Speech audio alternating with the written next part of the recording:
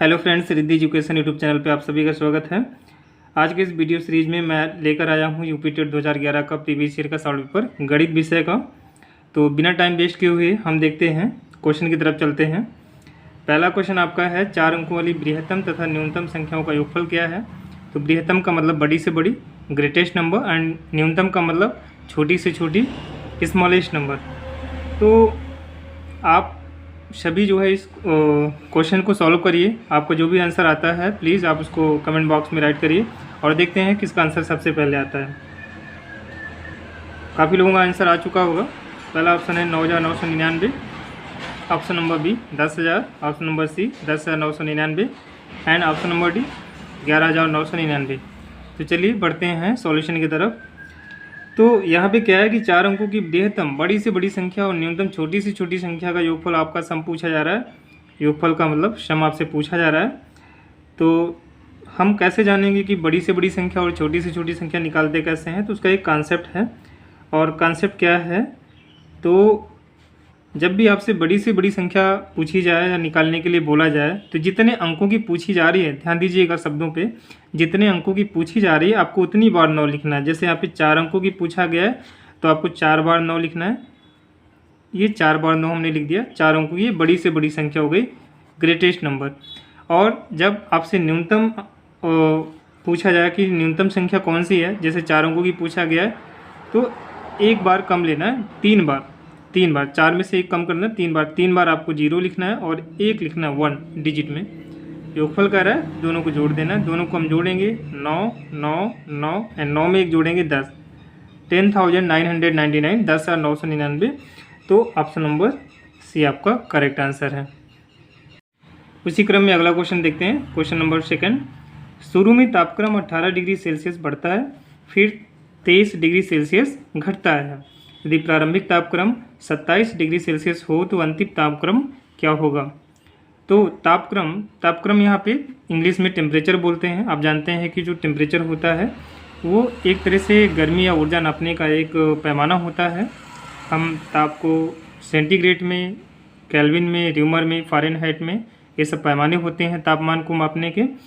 तो फिलहाल यहाँ पे आप लोग क्वेश्चन पढ़िए, क्वेश्चन को सॉल्व करिए और आपको जो भी आंसर आता है उसको कमेंट बॉक्स में राइट करिए। काफ़ी लोगों ने आंसर दे दिया होगा। चलिए बढ़ते हैं क्वेश्चन की तरफ। तो यहाँ पे देखो बोल रहा है कि शुरू में तापक्रम बढ़ता है, कितना बढ़ता है, 18 डिग्री सेंटीग्रेड। तो जो वृद्धि होती है, वृद्धि को हमेशा पॉजिटिव लेते हैं, मतलब धनात्मक लेते हैं। फिर 23 डिग्री सेंटीग्रेड घटता है। तो सेंटीग्रेड बोले या सेल्सियस बोले, दोनों एक ही चीज़ होती है। तो इसमें कोई डाउट वाली बात नहीं होनी चाहिए सर, कहीं पे सेंटीग्रेड बोलते हैं तो कहीं पे सेल्सियस बोल देते हैं। सेल्सियस, सेंटीग्रेड दोनों एक ही चीज़ें होती हैं। यदि प्रारंभिक तापक्रम 27 डिग्री सेल्सियस हो तो अंतिम तापक्रम क्या होगा। चलो ठीक है भाई, यहाँ पे प्रारंभिक तापक्रम आपको दिया है कितना, 27 डिग्री सेल्सियस प्रारंभिक तापक्रम दिया हुआ है। और शुरू में 18 डिग्री सेंटीग्रेड तापक्रम बढ़ता है, तो बढ़ने का मतलब हमने प्लस कर दिया 18 डिग्री सेंटीग्रेड। और फिर 23 डिग्री सेंटीग्रेड तापक्रम आपका घटता है। तो इसी को हम सॉल्व कर लेते हैं, बहुत ही सिंपल है। देखो यहाँ पे यहाँ पे इसके सामने कोई भी चिन्ह नहीं लगाया तो हम प्लस का चिन्ह मानेंगे। आप जानते हैं जोड़ घटाने में जो है, जोड़ घटाने का एक कॉमन सा रूल होता है कि संख्या अगर समान चिन्ह में होती है तो जुड़ जाती हैं, विपरीत चिन्ह में होती है तो घटा दी जाती हैं। जैसे यहाँ पे ये प्लस में है, ये प्लस में है, दोनों के चिन्ह समान हैं तो चीज़ें यहाँ पे दोनों नंबर्स आप में ऐड हो जाएंगी। 8, 7, 15 के 5, हासिल आया 1, 2, 1, 3, 3, 1, 4, 45 degree centigrade minus 23 degree centigrade. अब यहाँ पे आप इनको आसानी से माइनस कर सकते हैं। 5 में से 3 माइनस करेंगे 2 आएगा, 4 में से 2 माइनस करेंगे 2 आएगा। तो 22 डिग्री सेंटीग्रेड ये हो गया आपका आंसर। तो विकल्प में देखें 22 डिग्री सेंटीग्रेड पहला आपका विकल्प सही है। क्वेश्चन नंबर 3 है, मान निकालिए। देखो यहाँ पे जितनी भी संख्याएं हैं सारी की सारी संख्याएं माइनस में हैं। और सबसे महत्वपूर्ण बात यह है कि ऋणात्मक संख्याएं, निगेटिव नंबर्स हमेशा ब्रैकेट में लिखी जाती हैं, मतलब कोष्ठक में लिखी जाती हैं। अब वो कोष्ठक आपके ऊपर डिपेंड करता है कि आप छोटा कोष्ठक लेते हैं, मंझला कोष्ठक लेते हैं, बड़ा कोष्ठक लेते हैं। कोष्ठक इसलिए लगाते हैं ताकि हमसे जो है वहाँ पे एरर ना हो, गलतियाँ ना हो। तो मान यहाँ पे निकालना है -2 into -3 into -4 into -5 into -6 into मतलब इंटू बोले तो गुणा, -2 गुणे -3 गुणे -4 गुणे -5 गुणे -6। और आप लोग फटाफट इसको सॉल्व करिए। काफ़ी लोग जो है इसको सॉल्व कर चुके होंगे। जो लोग सॉल्व कर चुके हैं प्लीज़ आप उन कमेंट बॉक्स में उसका आंसर आप बताइए। और यहाँ पे ऑप्शंस हैं -360 और दूसरा है 360, तीसरा है -720, चौथा है 720। चलिए बढ़ते हैं सॉल्यूशन की तरफ। तो काफ़ी लोगों ने आंसर दे दिया होगा। इसका सॉल्यूशन देखते हैं। देखो, गुणा का और भाग करने का एक नियम ये होता है। एक नियम क्या, बिल्कुल सिंपल सा नियम होता है कि दो समान चिन्ह वाली संख्याओं को अगर हम गुणा करते हैं, ध्यान दीजिएगा, दो समान चिन्ह वाली संख्याओं को गुणा करते हैं तो उसका जो फाइनली आंसर आपको मिलेगा वो धनात्मक मिलेगा, पॉजिटिव मिलेगा। और दो विपरीत चिन्ह वाली संख्याओं का गुणा करते हैं तो उसका आंसर आपको निगेटिव मिलेगा। अब जैसे यहाँ पे एक माइनस साइन ये है, एक माइनस साइन ये है, दो हो गए। तो अगर इनको हम गुणा करेंगे, इनको गुणा करेंगे तो पॉजिटिव आंसर मिलेगा। और फिर जैसे अब यहाँ पर पॉजिटिव आंसर मिला, ये पॉजिटिव ये निगेटिव, निगेटिव हो जाएगा, ये निगेटिव पॉजिटिव हो जाएगा, ये पॉजिटिव ये निगेटिव, निगेटिव हो जाएगा। ठीक है, तो पहले हम चिन्हों का गुणा कर लेते हैं। माइनस माइनस का गुणा प्लस, प्लस माइनस गुणा माइनस, माइनस माइनस गुणा प्लस, प्लस माइनस गुणा माइनस, ये माइनस हो गया। फिर यहाँ पे हम नंबर्स को, संख्याओं को गुणा कर लेते हैं। 2 3 6, 6 चौक 24, 24 पंचे 120, 120 छक्का 720। तो विकल्प की बात करें तो ऑप्शन नंबर सी आपका करेक्ट है। चौथा क्वेश्चन आपका है 8 किलोग्राम 350 ग्राम से 3 किलोग्राम 178 ग्राम को घटाइए। तो बहुत ही सिंपल से क्वेश्चन है और आप लोग परेशान हो जाते हैं। बट अगर आपका बेसिक मजबूत है, आई थिंक अगर आपको यूपी टेट अच्छे से क्वालिफाई करना है, बहुत ज़्यादा नहीं, आपको अगर 8वीं क्लास तक की मैथ आती है, इट इज़ सफिशिएंट, ओके, पर्याप्त है। तो 8 किलोग्राम 350 ग्राम, तो ग्राम, किलोग्राम, डेसीग्राम, मिलीग्राम, सब वजन मापने में काम आता है। तो 8 किलोग्राम 350 ग्राम से 3 किलोग्राम 178 ग्राम को घटाना है। तो देखो 8 किलोग्राम इसमें से ये और ये, इसमें से ये माइनस करना है। तो देखो यहाँ पे ये किलोग्राम में, ये ग्राम में है। तो आप या तो इसको ग्राम में कन्वर्ट कर लीजिए और या तो इसको किलोग्राम में कन्वर्ट कर लीजिए। ठीक है ना, या तो आप इसको ग्राम में कन्वर्ट कर लीजिए या तो इसको किलोग्राम में कन्वर्ट कर लीजिए। मतलब यहाँ पे किलोग्राम और ग्राम जो आ रहे हैं, ये उनके दोनों की जो इकाइयाँ हैं इनको आप सेम कर लीजिए। तो आप जानते हैं, चलो हमें जो बड़ा पैमाना होता है उसको छोटे पैमाने में बदलना हमारे लिए आसान होता है। जैसे 1 किलोग्राम में 1000 ग्राम होते हैं, तो 8 किलोग्राम में 8000 ग्राम हो जाएंगे। तो 8000 ग्राम और 350 ग्राम, ये हो जाएगा 8350 ग्राम। आप समझिएगा भाई, आप जानते हो कि 1 किलोग्राम में 1000 ग्राम होता है। तो सिंपल सा है, 8 किलोग्राम में 8000 ग्राम हो जाएगा।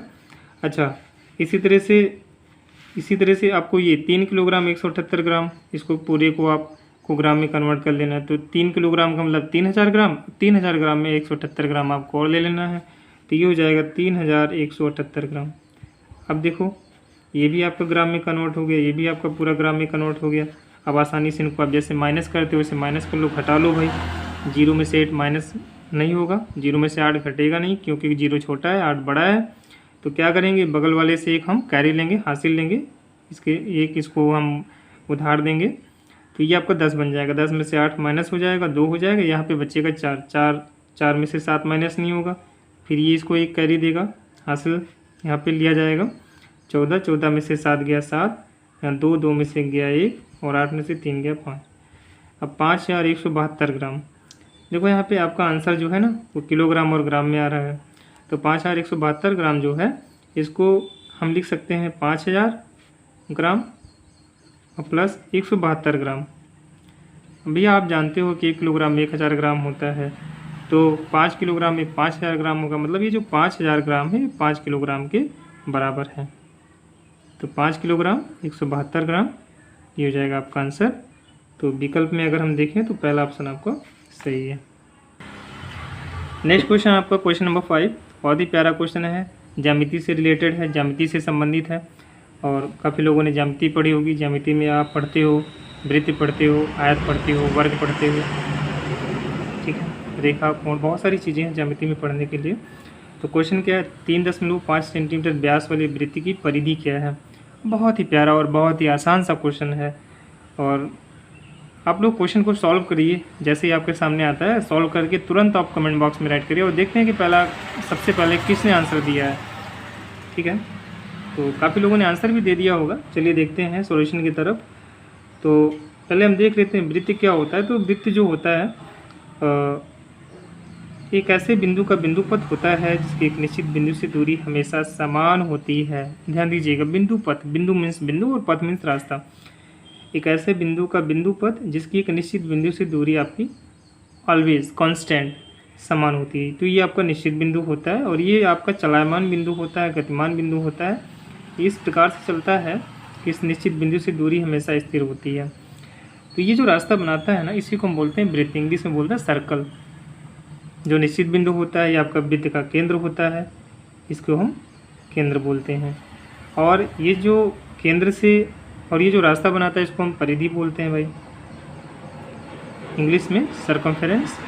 और ये आपका सेंटर होता है ना, सर्कमफेरेंस होता है, पेरीमीटर भी बोल सकते हैं। और ये केंद्र से और परिधि के बीच की जो दूरी होती है, ध्यान दीजिएगा, ये आपकी होती है रेडियस, त्रिज्या आर। तो किसी भी वृत्त में बहुत सारी त्रिज्याएं खींच सकते हैं, बहुत सारी, ठीक है। और वृत्त पर अगर हम दो बिंदु को ले लेते हैं, वृत्त पर दो बिंदु को ले लेते हैं और इनको मिलाते हुए जो हम स्ट्रेट लाइन ड्रा करते हैं इसको हम बोलते हैं जीवा, कॉर्ड। इसको हम बोलते हैं जीवा, इंग्लिश में बोलते हैं कॉर्ड। अब ध्यान दीजिएगा, यहाँ पे एक वर्ड आया है व्यास, डायमीटर। व्यास क्या होता है? अगर कोई जीवा सेंटर से पास होती है, केंद्र से पास होती है, तो उसको हम व्यास बोलते हैं। जैसे मान लो ये हो गया आपका व्यास। व्यास जो होता है वो वृत्त की सबसे बड़ी जीवा होती है। और कमाल की चीज़ ये है कि किसी वृत्त में अनंत व्यास हम खींच सकते हैं, अनंत जीवा हम खींच सकते हैं, अनंत हम रेडियस ड्रा कर सकते हैं। ये त्रिज्या, ये त्रिज्या, ये त्रिज्या। तो ये विकल्प में आपसे क्वेश्चन पूछा जा सकता है कि किसी वृत्त में कितनी त्रिज्याएँ होती हैं, किसी वृत्त में कितने व्यास होते हैं, किसी वृत्त में कितनी जीवाएँ होती हैं। तो सारे के यहाँ पे जितने भी क्वेश्चन हैं सबका एक ही आंसर होगा, इनफाइनाइट, अनंत। चलिए देखते हैं, 3.5 सेंटीमीटर व्यास वाली वृत्त की परिधि। तो व्यास जो होता है वो त्रिज्या का दोगुना होता है। आप देख सकते हैं ये भी त्रिज्या है, ये भी आपका त्रिज्या है। तो त्रिज्या यहाँ पे 2 बार शामिल हो रही है, तो मतलब त्रिज्या का दोगुना, त्रिज्या का दोगुना मतलब 2 से गुणा, ये हो गया आपका व्यास, ठीक है। अब व्यास क्वेश्चन में दिया गया है 3.5 सेंटीमीटर। और ध्यान दीजिएगा कि जो वृत्त की परिधि का फार्मूला होता है, परिधि का मतलब ये जो बाउंड्री आप देख रहे हैं इसी को बोलते हैं परिधि, पेरीमीटर। वृत्त की परिधि का फार्मूला होता है, ये होता है 2πr। भाई इसको हम ऐसे भी लिख सकते हैं, पाई को हम अलग कर लेते हैं और इसको 2 × r कर सकते हैं। फिर पाई, आप जानते हैं पाई एक कांस्टेंट वैल्यू थी, इसका मान 22/7 होता है। इसकी वैल्यू जो 22/7 होती है, तो पाई 22/7 इसकी वैल्यू 2r। यहाँ पे 2r आपको गिवन है, दिया गया है 3.5। इसको सिंप्लीफाई करेंगे, 7 × 7, 7 × 5 = 35 और 22 को 5 से गुणा करेंगे 110 आएगा। बट ध्यान दीजिएगा यहाँ पे एक अंक के पहले दशमलव लगाया, डेसिमल पॉइंट लगाया, तो एक डिजिट के पहले आप भी लगा देंगे 11 सेंटीमीटर। तो आपका कौन सा ऑप्शन इसमें से होगा? Option number B. तो फ्रेंड्स, इस वीडियो में हमने 5 क्वेश्चन से डिस्कस किए हैं। तो अगर ये 5 क्वेश्चन आपको समझ में आ गए हैं तो प्लीज़ आप इस वीडियो को अपने दोस्तों तक शेयर करें। सिर्फ अपने तक ही सीमित ना रखें, क्योंकि नॉलेज को जितना शेयर किया जाए उतना ही बढ़ता है। और अगर आपको ये वीडियो अच्छी लगी हो तो प्लीज़ आप कमेंट करें, शेयर करें, लाइक करें, सब्सक्राइब करें और वीडियो को ज़्यादा से ज़्यादा एंजॉय करें। अगर आप चाहते हैं कि ऐसे ही वीडियो आपको डेली मिले तो प्लीज़ आप कमेंट बॉक्स में कमेंट ज़रूर करें। Thank you so much for watching.